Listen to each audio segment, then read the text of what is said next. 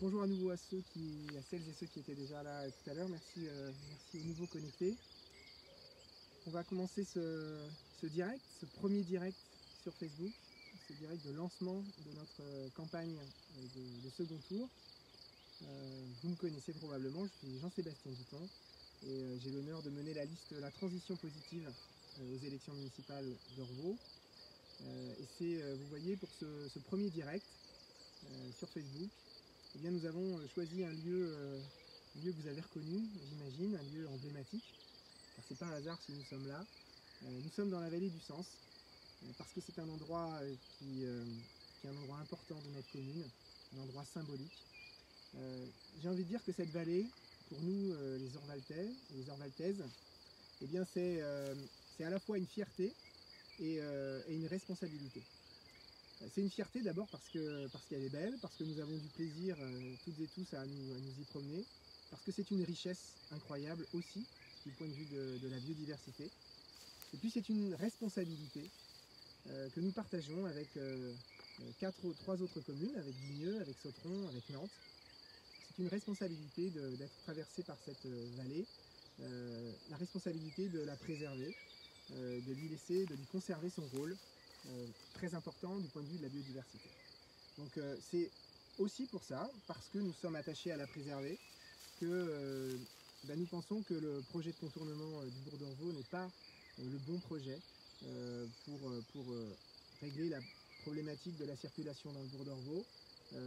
Notre engagement, vous le savez, sur ce sujet, c'est dès le lendemain de notre élection, avec Nantes Métropole, de mettre en œuvre d'autres propositions sur les modalités de circulation, au niveau de la place devant l'église, de réguler le trafic en amont. Également de chercher une amélioration des transports en commun avec des voies réservées aux bus pour qu'ils évitent les bouchons, avec le prolongement du chronobus C2, avec le développement du vélo. Et également, nous verrons ce que donnent les travaux sur le périphérique actuellement pour voir un petit peu quelles sont ses conséquences. En tout cas, voilà, c'est une responsabilité de gérer cette richesse. J'ai envie de dire que le résultat du premier tour des élections, c'est également une fierté et une responsabilité. Alors c'est une fierté parce que, vous le savez, notre liste a été placée en tête de ce premier tour, avec 35% des voix, 3 points devant les deux autres listes qui étaient candidates à cette élection. Et donc c'est une fierté de recevoir cette confiance des électrices et des électeurs. Puis c'est une responsabilité parce que dans une élection, quelle qu'elle soit, le premier tour et le deuxième tour ont des fonctions différentes. Le premier tour, il est fait pour que les électeurs puissent indiquer une préférence et pour qu'au deuxième tour, ils puissent éventuellement changer leur choix pour porter leurs priorités, pour réfléchir à qu'est-ce qui est le plus important et qui peut porter les valeurs, les propositions auxquelles ils tiennent le plus. L'analyse a été faite par beaucoup d'observateurs. Le résultat de ce premier tour, il exprime une volonté de changement dans la manière de gérer notre commune. Et c'est notre responsabilité désormais, dans ce deuxième tour, d'incarner cette volonté de changement, de rassembler les Orvaltaises et les Orvaltais et de leur proposer une nouvelle manière, une transition positive. C'est le nom de notre liste, c'est le nom de notre démarche. Et donc c'est notre responsabilité à l'issue de ce premier tour. Et c'est ce que nous allons montrer au cours des 4 semaines qui nous séparent du 28 juin. Alors ce résultat, ce résultat électoral, c'est le résultat d'une belle campagne, d'abord d'une belle équipe, dont je suis très fier. J'ai eu l'occasion souvent de le dire, je suis un chef d'équipe à la fois heureux et confiant. Et si vous êtes abonné à notre page Facebook, vous avez pu sans doute déjà visionner une courte vidéo que nous avons publiée hier, qui présente quelques-uns de nos colistiers et qui parle à la fois de la période du confinement que nous avons vécu et puis de comment nous nous projetons dans l'avenir. Cette belle campagne, vous savez, elle s'est aussi conclue, ou en tout cas elle a été marquée par un meeting important à l'Odyssée. Nous avons rassemblé 300 personnes environ, où nous avons reçu le soutien de personnalités qui comptent et qui ont pour l'avenir. Maël Copé, vice-président de Nantes Métropole en charge de l'économie circulaire, de l'économie sociale et solidaire. Ronan Dantec, sénateur écologiste, qui a participé aux négociations climat et qui représentait les collectivités locales et qui sait à quel point les collectivités locales sont des acteurs importants pour l'enjeu climatique et l'enjeu écologique. Philippe Grosvalet, le président du conseil départemental, qui est un partenaire important pour la ville d'Orvaux. En tout cas, je souhaite qu'il le soit à l'avenir. Et donc, c'était un honneur qu'il puisse nous apporter son soutien. Et encore Jean-Louis Jossic, vous le savez, le chanteur de Trianne, ancien conseiller municipal d'Orvaux, quand la gauche était en responsabilité au début des années 80, et qui nous a apporté également son soutien. La vidéo qu'il avait tournée à l'époque est consultable sur les différents réseaux sociaux. Et puis, ce jour-là, c'était le soutien des Orvaltaises et des Orvaltais qui étaient présents, qui nous avait évidemment touchés particulièrement. Après ce résultat, après ce premier tour, eh bien vous le savez, nous sommes entrés dans une période tout à fait inédite, historique, très particulière, cette période du confinement. Alors, cette période du confinement, elle a généré beaucoup de souffrances. Des personnes ont été touchées par la maladie, des deuils. Et on sait à quel point ça a été difficile pour les personnes qui ont perdu un proche de ne pas pouvoir leur rendre hommage dans des obsèques telles qu'elles auraient aimé le faire. Des personnes ont été très inquiètes parce qu'elles se sentaient fragiles. Puis il y a eu aussi des personnes qui ont beaucoup souffert de ce confinement parce que leur logement était inadapté, trop petit. Et ça fait partie des enjeux pour demain. La question de l'habitat, un habitat digne pour chacun, c'est une priorité. Et ce confinement l'a mis en valeur de manière encore plus importante. Et puis, on le sait, des salariés, des entrepreneurs étaient inquiets pour leur emploi, pour leur entreprise, dans cette période tout à fait inédite où l'économie s'est arrêtée. Dans cette période, on a pu compter, on les a remerciés, et je souhaite le refaire à nouveau aujourd'hui, les soignants, tous ceux qui se sont mobilisés, dans les commerces également, les agents des services publics, que ce soit municipal, national, la fonction hospitalière, toutes ces entreprises qui ont travaillé, ces employés, ces caissiers, ces caissières, qui ont travaillé pour faire fonctionner notre société. Et on leur doit beaucoup, et donc je souhaite à nouveau leur dire merci. Puis je veux dire merci et bravo également à toutes ces associations, à tous ces collectifs qui se sont mobilisés pour des actions de solidarité de voisinage, pour amener des colis alimentaires, pour fabriquer des masques. Et puis tous ces commerçants, ces entreprises qui ont fait preuve de beaucoup d'imagination, qui ont coopéré, qui ont inventé pour proposer des nouvelles façons de consommer. Je suis le fondateur de différentes associations, en particulier de l'association des AMAP d'Orvaux et des ateliers écolo-citoyens. Et je suis très fier aussi que ces deux associations aient été actives dans cette période de confinement. L'AMAP a créé une AMAP éphémère pour venir en aide à des producteurs locaux qui avaient perdu leurs débouchés pendant la période. Et donc cette AMAP éphémère a permis à des producteurs bio de continuer à vivre. Ça a permis à 180 familles également régulièrement de venir chercher des produits.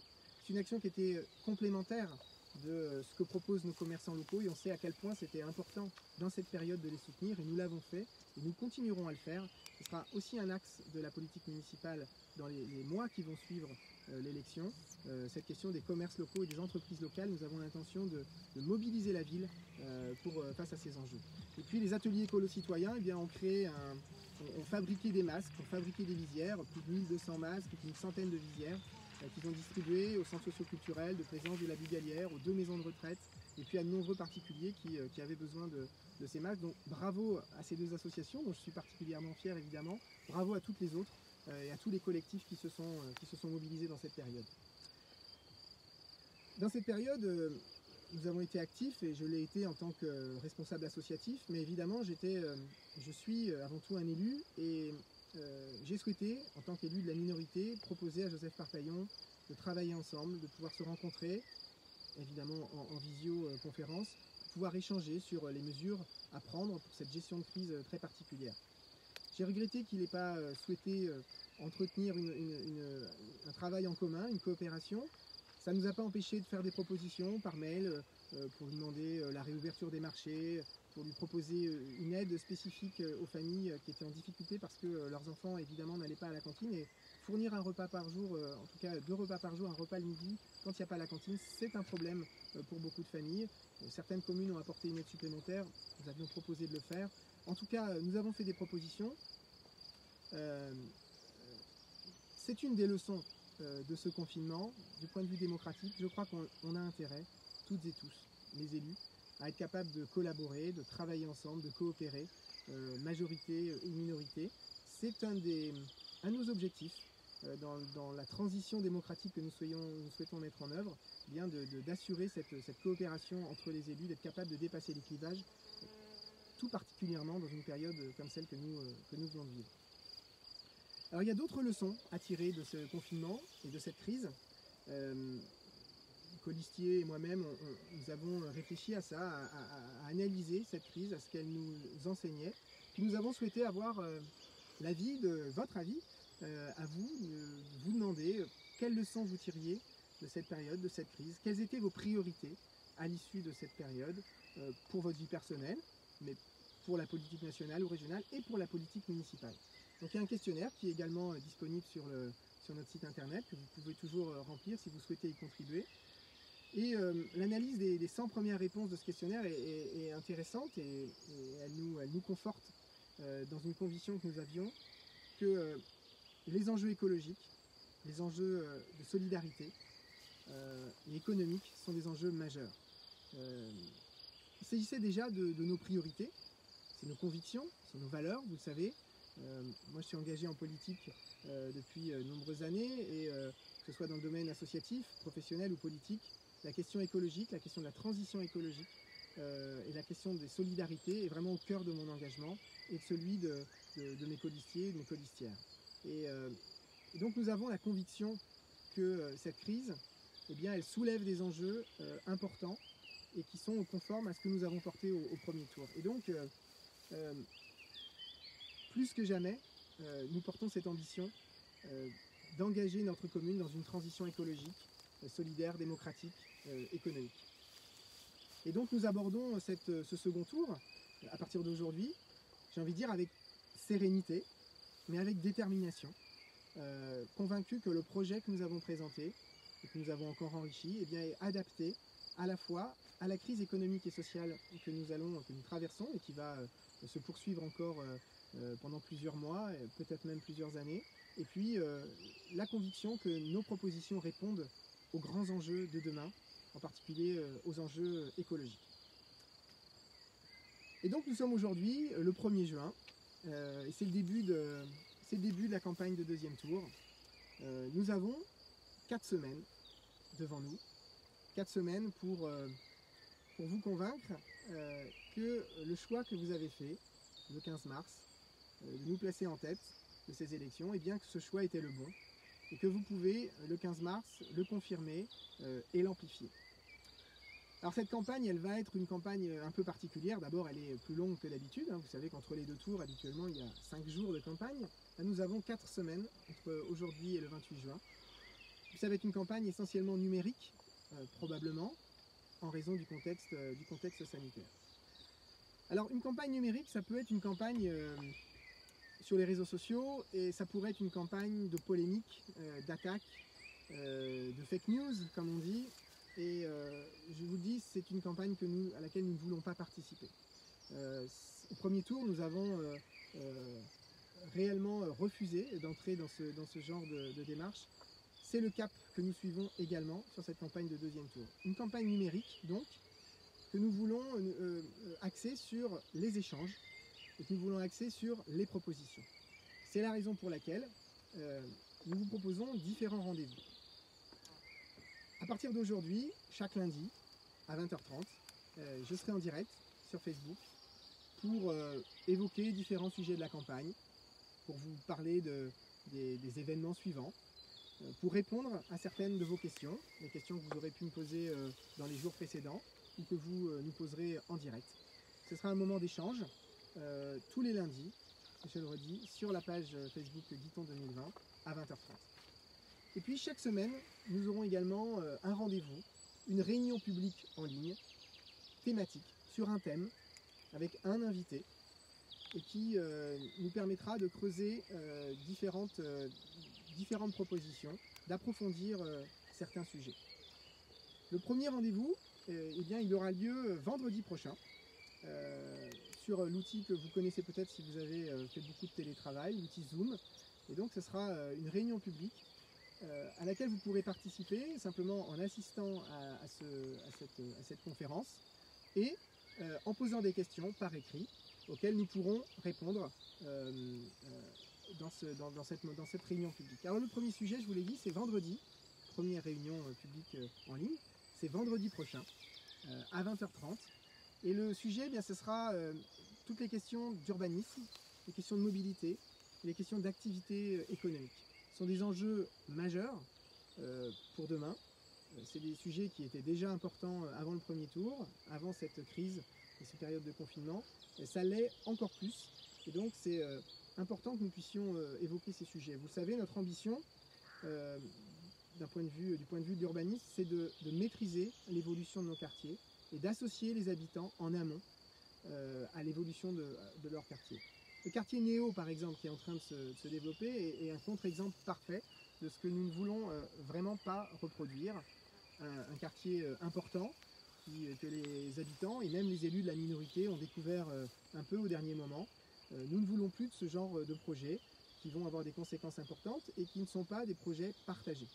Et vous avez des observations comparables probablement les uns et les autres à faire dans vos quartiers, des projets que vous avez découverts et pour lesquels eh bien, la discussion citoyenne n'a pas pu avoir lieu.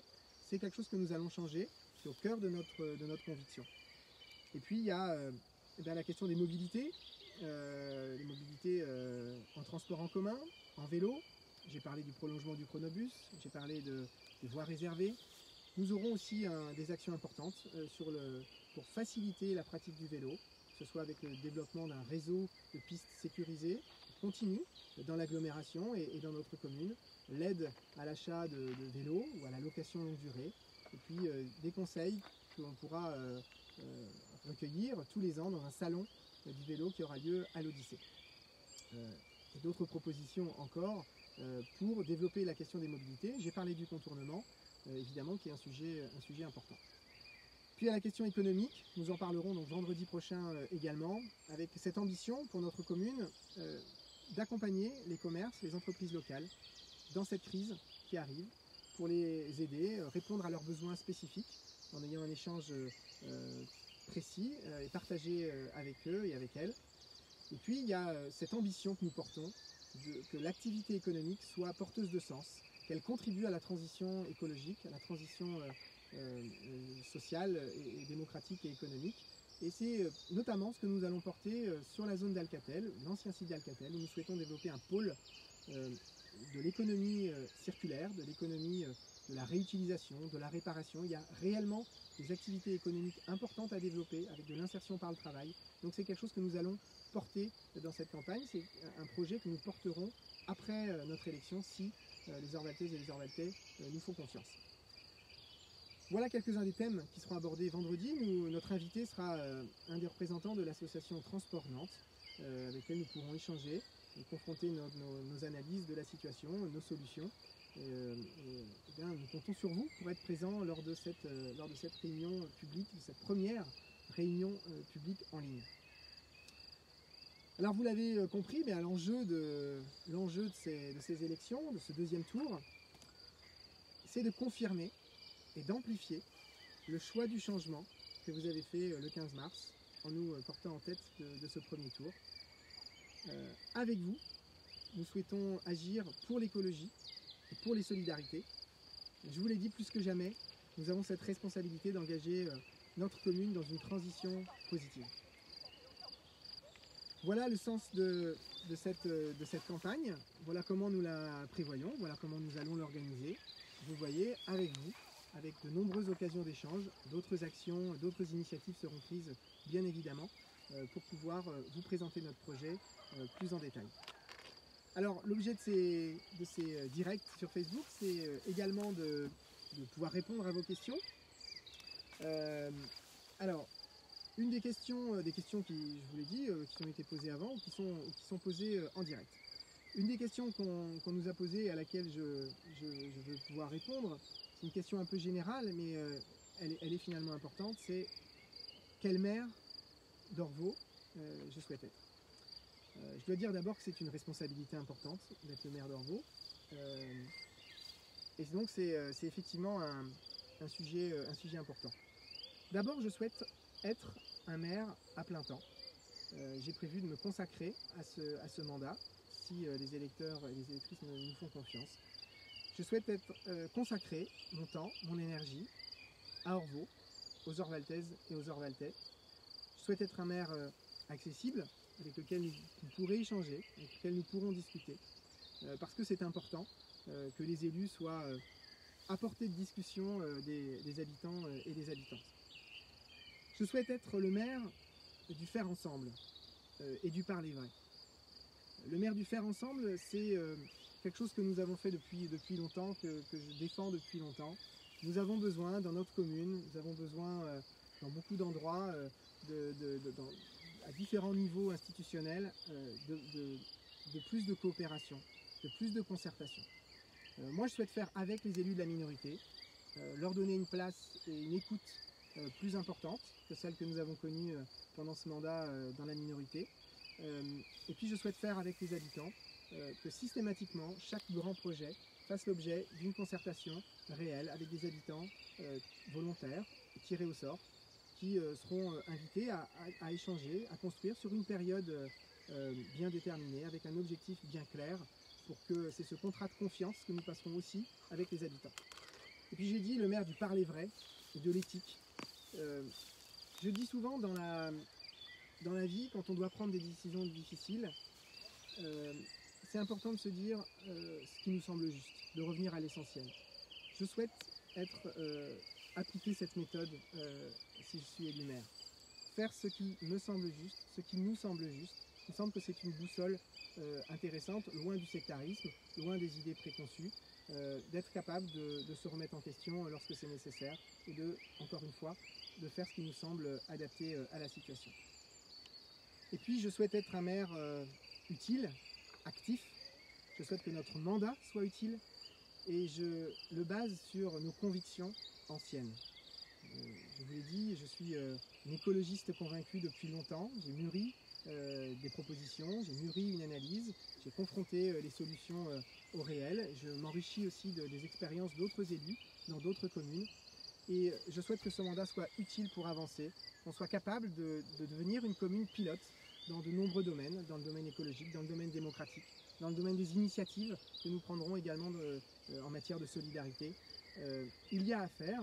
Je souhaite mettre à profit ce mandat, s'il m'est confié, pour réellement faire avancer les choses, pour être à la hauteur de notre responsabilité, à la hauteur des espoirs qui reposent sur ces enjeux majeurs.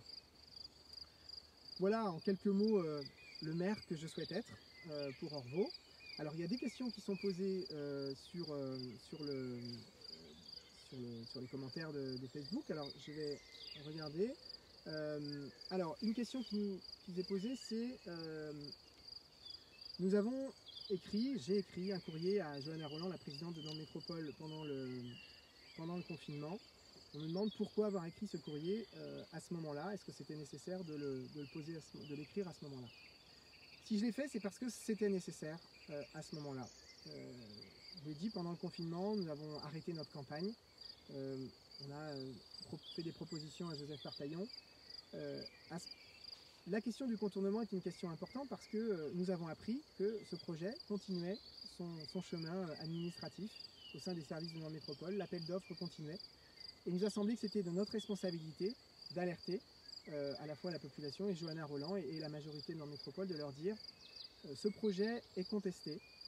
Le résultat du premier tour montre que des candidats qui sont opposés au projet ont réalisé des scores significatifs. Et donc, il est plus raisonnable, plus juste démocratiquement de mettre ce sujet en pause le temps que l'élection puisse avoir lieu. Et puis, eh bien, ma foi, en fonction du résultat, ce projet se poursuivra ou s'arrêtera, ce que j'espère. En tout cas, c'est l'engagement que je prends devant les électeurs, si je suis élu, chercher d'autres solutions aux problèmes réels de circulation du bourg d'Orvaux. Et donc, voilà, c'était le moment de le faire. Je ne pouvais pas attendre des semaines, des mois, et laisser ce projet se faire et se retrouver dans quelques semaines, dans quelques mois devant un fait accompli. C'était pas responsable. On aurait pu me le reprocher. Et donc, c'est la décision que j'ai prise à ce moment-là. Alors, quelle proposition avez-vous faite à Joseph Parpaillon? Alors pendant ce mandat, pendant ce confinement, nous avons fait différentes propositions par mail. Au moment de la fermeture des marchés, j'avais envoyé un courrier à Joseph Parpaillon pour lui dire que je pouvais comprendre qu'il a été fermé provisoirement, mais qu'il était nécessaire de réouvrir et de demander une dérogation, qu'il était possible d'adopter un mode de fonctionnement de ce marché qui respecte les gestes barrières. C'est ce qui a été fait et ça allait dans le sens de notre demande. Peu importe si c'est notre demande qui a été écoutée ou si c'était l'initiative d'autres. Voilà, je ne veux pas rentrer dans ces discussions-là. C'est une proposition que nous avons faite parce que il nous semblait qu'à ce moment-là, c'était celle que nous devions faire.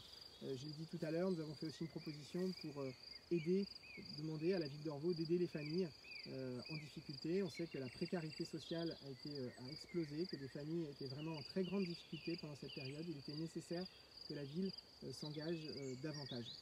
Nous avons fait différentes autres propositions dans la manière d'associer les associations qui étaient très actives dans le domaine de la solidarité et qui agissaient chacune de leur côté.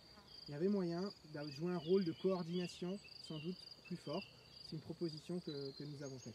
Mais je veux le dire aussi, la période était compliquée, la gestion d'une ville était difficile dans cette période, donc je ne souhaite pas blâmer Joseph Parpaillon. Ils ont, avec ses services, il a essayé de répondre du mieux qu'il pensait aux enjeux.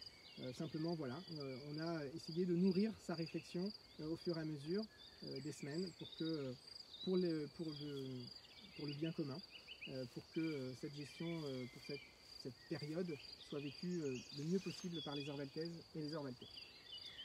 Est-ce qu'on a d'autres questions auxquelles on peut répondre? Alors j'ai une question ici qui s'interroge sur le score que nous avons fait. Comment faire pour avoir un score plus important? 35% c'est déjà un score important et vous le savez, c'est le score qui nous place en tête. 3 points devant les autres candidats. Et donc c'est un score qui signifie quelque chose et qui nous donne une responsabilité. Et je l'ai dit tout à l'heure, un deuxième tour c'est fait pour rassembler encore plus largement. J'ai la conviction que, et c'est le résultat du premier tour, que nous avons la responsabilité de rassembler les voix de celles et ceux qui souhaitent un changement à Orvaux. C'est notre responsabilité, c'est le message que nous voulons faire passer. J'ai parlé du contournement tout à l'heure, c'est également un sujet qui est important pour certains électeurs, moins probablement pour d'autres.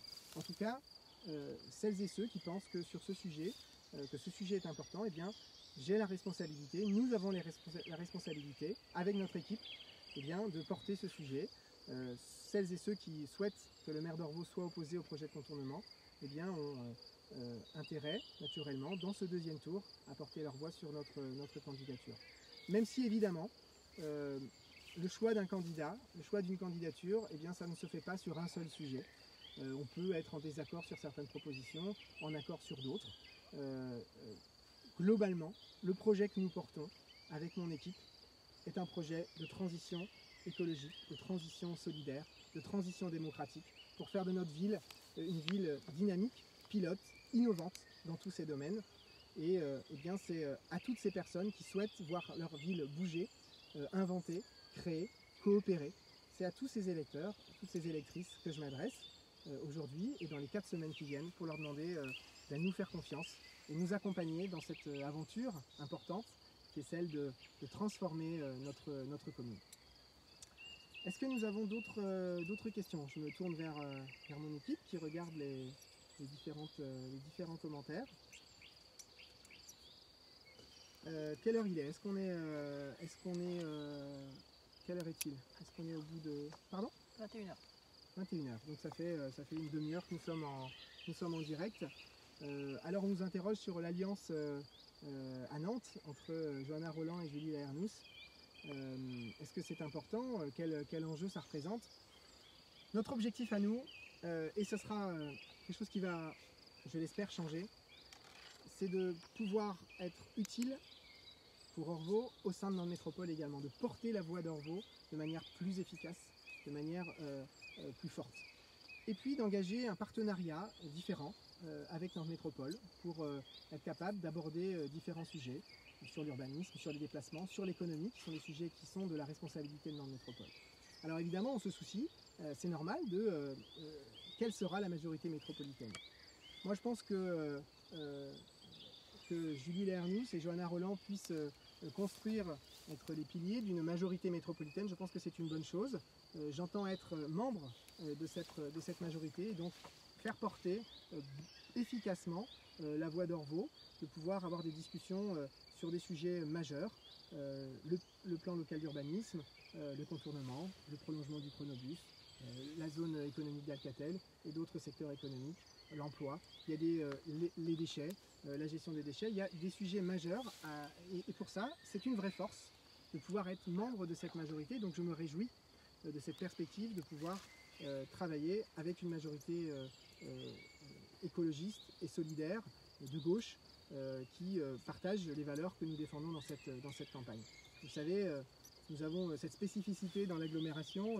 Peu de communes ont connu ce cas de figure d'avoir rassemblé largement les écologistes, des gens qui se reconnaissent dans les valeurs de la gauche, dans les valeurs du centre. Nous avons fait un rassemblement très large dès ce premier tour et donc nous allons le poursuivre et c'est ce que nous allons porter, cette philosophie que nous allons porter également à Nantes Métropole. Donc nous regardons avec intérêt ce qui se passe à Nantes, même si l'essentiel c'est ce qui se passe à Orvault, ce que nous voulons construire à Orvault et comment nous allons pouvoir mettre en œuvre notre projet. On m'interroge, peut-être ce sera la dernière question parce que ça fait déjà plus d'une demi-heure que nous sommes ensemble. Est-ce qu'il y aura des conditions sanitaires et sociales difficiles pour le début du mandat? Alors oui, on va être dans un contexte particulier.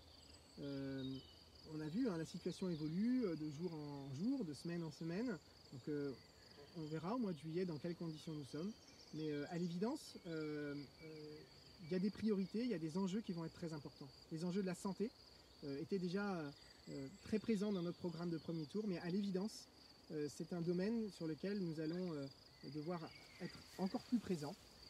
Nous avons cette proposition d'un conseil Orvaltais de la prévention et de la santé, qui sera une instance qui réunira les professionnels de santé pour réfléchir ensemble à la politique de prévention et de santé que nous souhaitons pour notre commune. Nous aurons l'occasion de détailler tout ça dans les prochaines semaines, et c'est un enjeu important, la question de la prévention, la question de la santé, et évidemment encore plus dans ce contexte de pandémie. Et puis d'un point de vue social, eh bien, nous avons connu cette crise a révélé, a créé et révélé des difficultés sociales très importantes, des familles qui se sont trouvées vraiment dans des situations de grande précarité. Nous avons aussi cette ambition, nous l'avions dit, un des conseillers délégués sera chargé de la grande précarité. Je souhaite qu'un adjoint sera en charge de la politique globale que nous menons dans des quartiers comme Plaisance, à Chaudière, Bulgalière, dans des endroits où la précarité sociale est plus importante qu'ailleurs. Nous aurons un adjoint en charge de ces sujets parce que nous devons faire davantage pour la solidarité. C'est notre responsabilité, c'est notre conviction. C'est aussi pour ça que nous nous présentons à cette élection, pour être utile et pour avancer sur ces sujets, les sujets écologiques, les sujets sociaux, les sujets démocratiques. Je pense qu'on va conclure ce direct.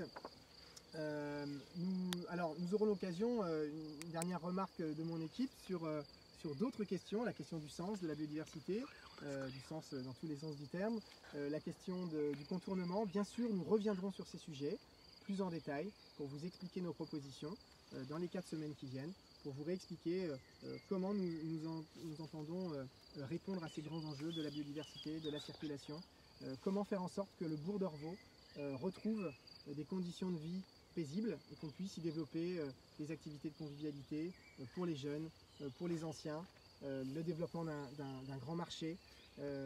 Voilà, nous avons beaucoup de sujets, beaucoup de propositions pour ce bourg et pour les autres quartiers d'Orvault. Et donc nous aurons l'occasion de vous les présenter. Merci à toutes et à tous. Alors à celles et ceux qui étaient en direct, et puis à celles et ceux qui regarderont ce direct en replay. Merci de nous avoir suivis, de m'avoir suivi, de m'avoir écouté, d'avoir échangé. Je vois qu'il y a eu plusieurs questions qui sont arrivées en direct, c'est très bien. Lundi prochain, à 20h30, au même endroit, nous pourrons aborder d'autres sujets. Merci beaucoup à toutes et à tous, et puis à bientôt. Je compte sur vous le 28 juin, parce qu'avec vous, nous allons porter l'écologie et les solidarités à Ormeau. Merci.